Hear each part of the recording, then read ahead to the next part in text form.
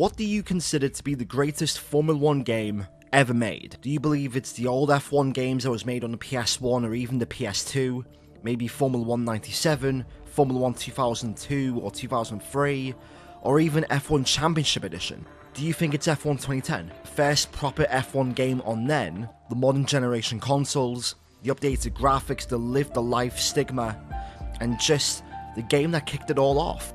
Or what about F1 2013, the first proper game that brought in historical classic content, and plus with the additions that were founded on F1 2011 and 2012, the jump that Codemasters made from 2012 to 2013 still consider that game to be arguably the best of all time? Or what about some of the modern titles, like F1 2019, the first ever story mode, the customization, F2 was brought in? Or what about F1 2020? A game that most people think is the best modern Formula 1 game of all time.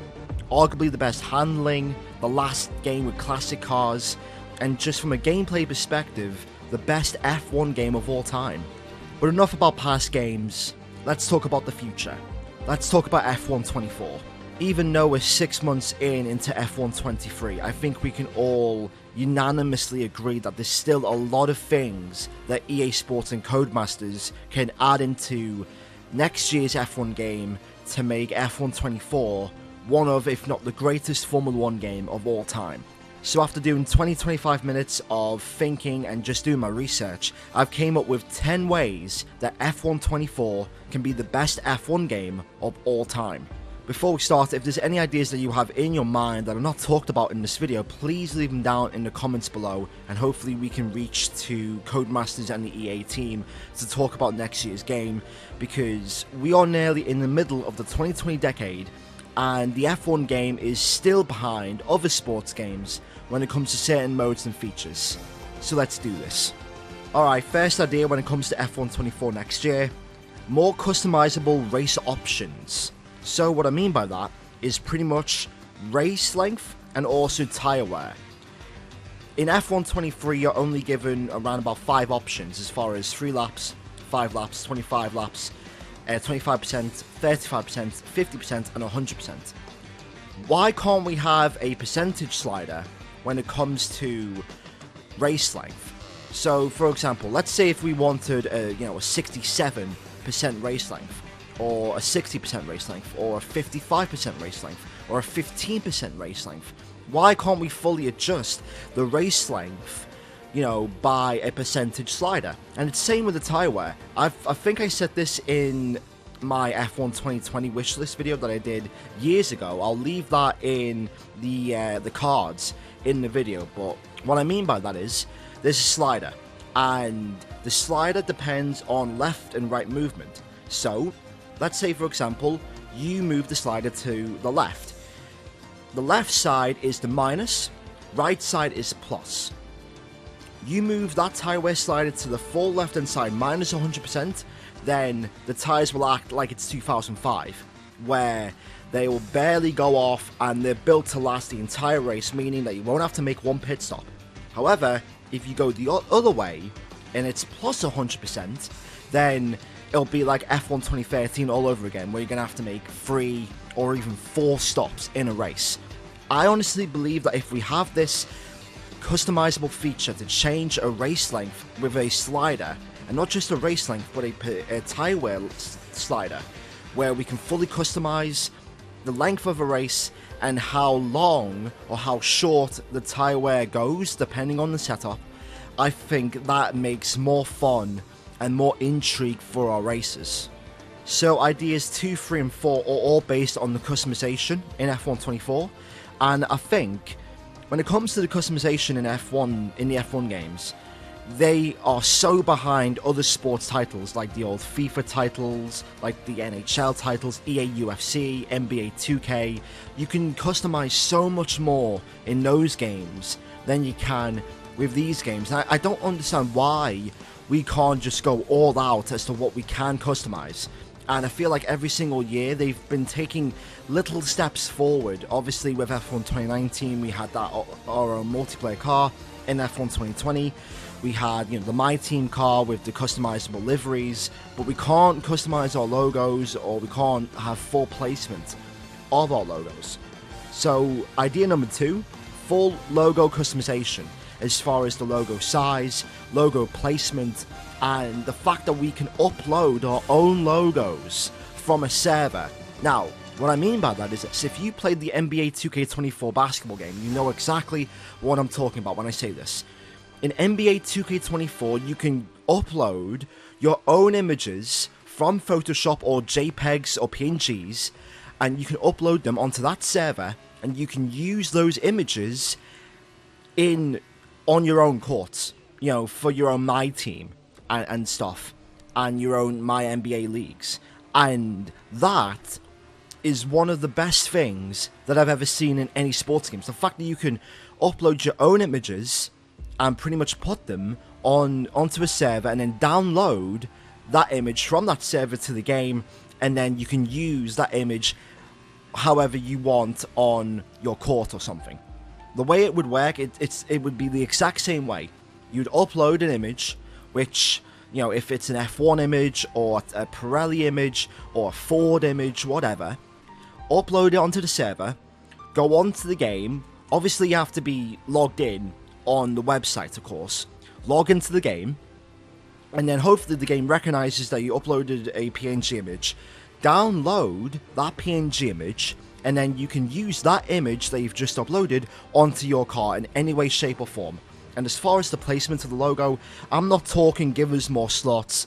I'm talking full-on livery editor customization to the point where we can move the logo around with the left stick and increase or decrease the size with the right stick. And then maybe we can, you know, turn it 90 degrees left or right using the right or left buttons. But Codemasters EA, it's about time you start giving the fan base full-on customization when it comes to our own Formula 1 car, when it comes to the liveries, logos, sponsors, etc. Full driver customization, another thing that EA and Codemasters are slacking for. In EA UFC, you can fully customize your fighter to be a certain weight, a certain height, have certain eye colors, hair colors, you know, tattoos, facial hair, body hair, you know, veins, and not just in EA UFC, but in the WWE 2K games as well, and in any sports games you have full-on customization. Yet in the F1 game, you don't. Why haven't we had, like, we've never had this. We've never had full driver customization in any F1 game since 2010. Why are we still slacking behind it? We're nearly in 2025 with the most powerful gaming consoles of all time, and yet you still can't find a way to give us full customization when it comes to driver size, like driver size, driver weight, how we look, our hairstyles, skin color, eye color, facial hair. Why? What is going on? We need this in F1 24, and that way our drivers can be more immersive and more true to ourselves when it comes to, you know, getting out the car, winning a race, getting a podium, and all this other stuff. Full calendar customization. Again, another thing. Why haven't we had this? I think we got some type of custom season calendar in F1 22 last year, but you could only pick certain races and you couldn't switch. So, for example, I can't have the Monaco Grand Prix as the first race of the season without a mod, or the Abu Dhabi race as the first race of the season, or even if I wanted to do a simulation on the 2020 season, I couldn't do Austria as the first race of the season in a standard career mode. I would have to pick.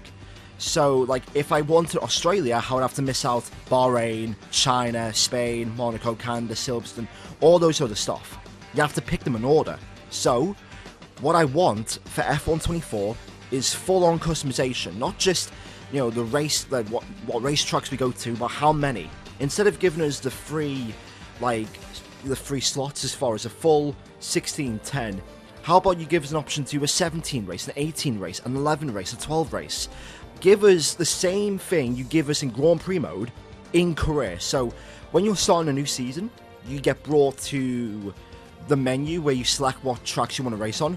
Give us what you give us in the Grand Prix mode, so that we have full flexibility and customization as far as what tracks we race on and how many races we have per season. I think I might be out the box with this one, but I think This idea is a decent idea. It's not really a great game-breaking idea, but I think it's something that the fan base can enjoy. How about we have engineer customization? So you know how in F1 2021 we had Jeff, and in F1 22 and in this year's game we've had Mark. How about we have a customization slot where we can customize our own race engineer, as far as giving our race engineers certain sounds. Maybe you get 10 guys in to do lines as an engineer, and we get to pick 1 till 10, and maybe give us customization as far as what our engineer actually looks like a little bit. Again, it's not really one of those things that shakes the game up or breaks it, or like it's a must-buy feature, but I think as an add-on, I think it's a very interesting feature to allow us to customize our own race engineer as far as, you know, what he looks like and how he sounds, and thus, again, makes our experience different and more immersive.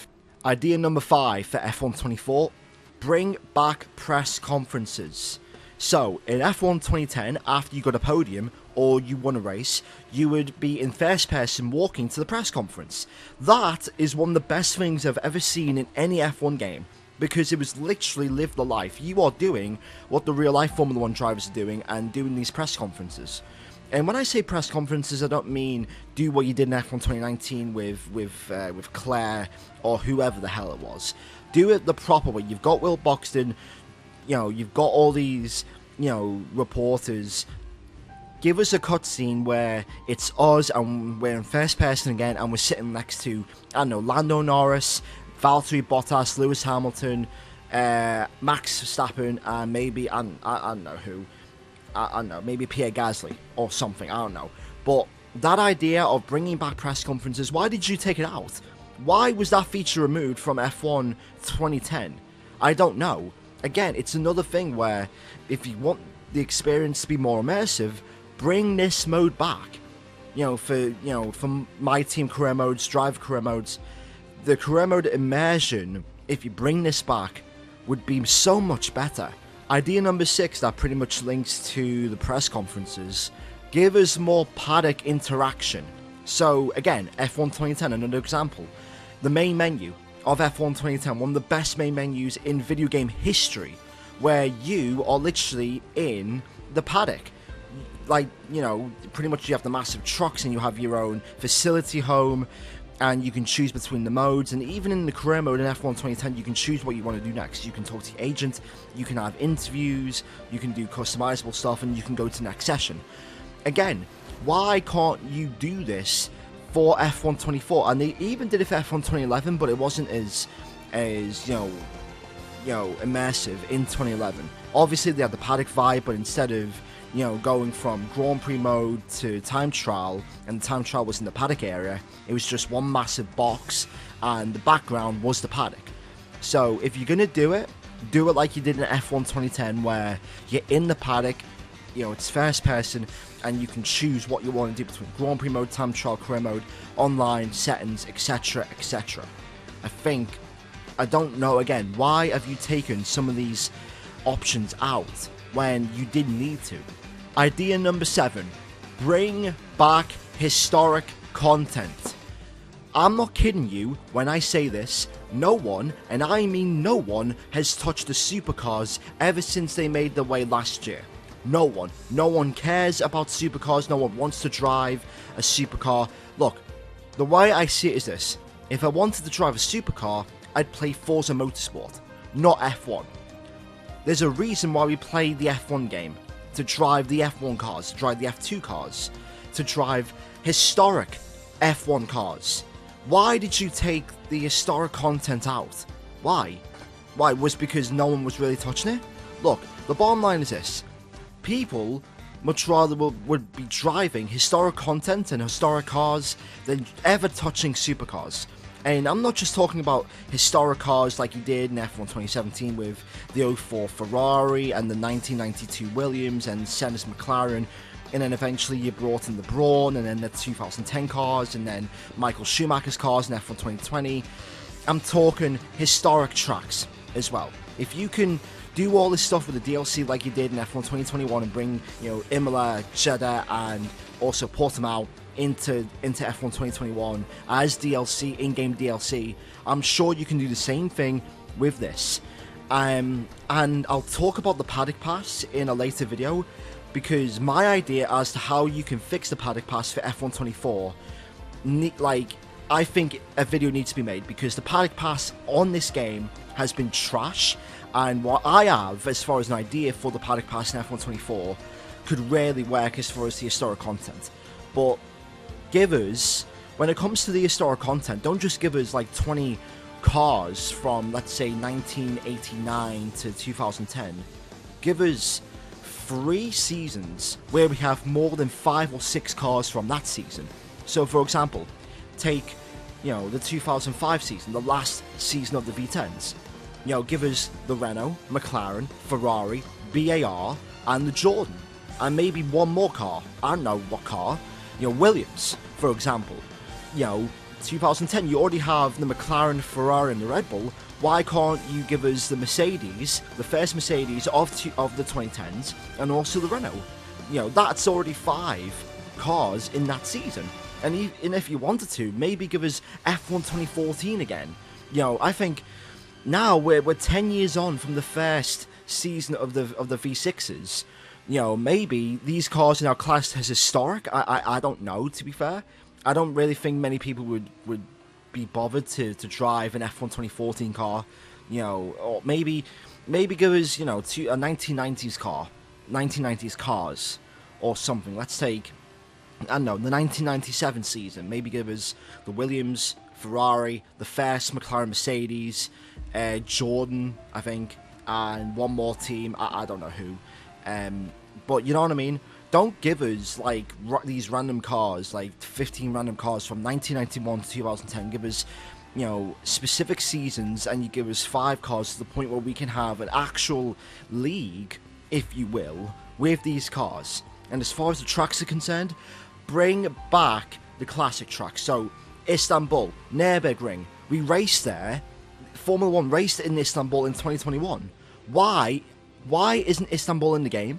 Why? Las Vegas is in. Imola's in. Why couldn't we have Istanbul? What about Nürburgring?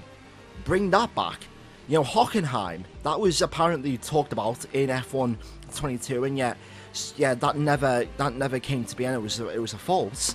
But the thing is this: we want to drive historical content. We want to drive historical tracks. When I found out that you could drive the current F1 2013 cars on Jerez and Brands Hatch back in 2013, that blew my mind as a 14-year-old kid. That blew my mind. Why can't you do the same thing now? Why can't you give us classic tracks from the 1990s, like Donington Park or something? That'd be epic. Imagine driving a 2024 Red Bull around Donington Park or Jerez or, Argentina. You know what I mean? Or maybe give us older versions of tracks, older Spa with the old bus stop. So instead of the bus stop turning right, it turns left, and you have that quick chicane and then the kink before the start-finish straight. And that source is way more tighter in the old version than it is now.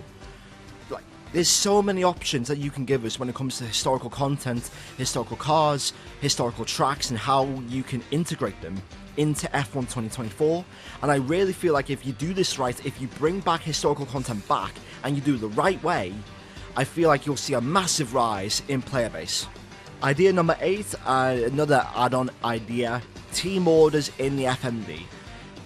There's been so many times during a career mode race where my teammate has done a ridiculous strategy and it's not worked. And there's also been times where I've been quicker than him and he's just held me up. So why can't we do this for at least my team or something? Why can't we have a team orders FMD option to the point where if our teammate is holding us up in a race, we can use the team order to let him go, or to force us to let us go. Or maybe we can tell him to box this lap and then we can box the following lap, and that way our teammate is getting an undercut on us and we're getting an undercut on the rest of the AI. Again, it's not really a groundbreaking feature, but it's a simple add-on idea that I think would be very useful. Idea number 9, cutscenes in career mode. Now, what I mean by this, I mean, like, let's say you're doing a drive career mode for, let's say, Haas like me, and let's say you have a very good result. What if you have a cutscene in the next race, or the beginning of the next race, with the team principal of Ferrari, or maybe Toto Wolff wants to sign you to replace Lewis Hamilton, so you have a cutscene. And you could do it like they do it in FIFA, where they don't really speak and they only use like monologues, but I think it's more dramatic if there's a cutscene and they actually do speak. And I know it takes a lot of time to get these, you know, team principals to come in and maybe get lines and stuff for you know, for the career mode, but if you do this, I feel like you could bring back like a vibe of the old SmackDown vs. Raw season mode games, if that makes sense. If anyone's played like the SmackDown games on the PS2 and they've played the season modes, you'll know exactly what I'm talking about, with branching storylines and just with the cutscenes. I feel like if they really tried, like the career mode experience for F1 2024 could be probably the best career mode experience that we've potentially ever had. And finally, to round out this video, bring back the young drivers test. Look, it's a real test that happens in real life. Why isn't it in the game? Why? I don't understand it. You brought this in F1 2012, and I remember playing the young drivers test when the demo came out, and it was brilliant. It was brilliant. I got the chance to pretty much learn the handling, like just play the game and understand how the game works, and the differences between, you know, 2011 and 2012. And even though it wasn't really a big hit in, you know, 2013, I feel like if it could be tweaked a bit to the point where new players come in, I think it could help. It could help newer players when it comes to playing this game for the first time, when it comes to understanding, you know, the basics of Formula 1, you know, and it would help them understand, okay, what is ERS? What does the DRS do? You know, what gear should I take this corner in? Okay, what does ABS mean? You know, or manual gears, or what does the differential do? I do believe if you guys do this right and bring back the young drivers test and do it right, I believe that the new players that play F1 24 would benefit massively. And lastly, before I end this video, this is pretty much a need, not a want, as far as what F1 24 needs to be the best F1 game potentially of all time. We need to switch engines from Ego Engine, I think it's Ego Engine 5. We need to switch from that to Unreal. You saw what it's done for EAWRC with the stages. Why can't we have that in the F1 game? And hopefully, if the rumors are true, hopefully F1 24 can become an exclusive for current gen when it comes to Unreal. Because I think the potential for this game to get better all starts with the move to Unreal Engine.